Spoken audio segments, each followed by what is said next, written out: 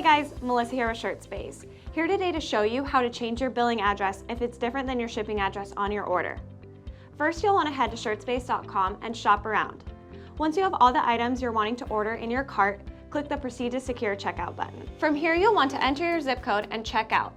Next, select your shipping option and click Checkout again. From here, you will enter in your shipping information. Click Save and Continue. Below payment information, it will ask for your card information. And below that, if your billing information is different than your shipping information, uncheck the Same as Shipping Address box. You will now be asked to enter and update your billing address.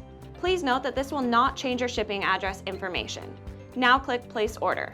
Thank you guys so much for stopping by to learn how to change your billing address if it's different than your shipping address.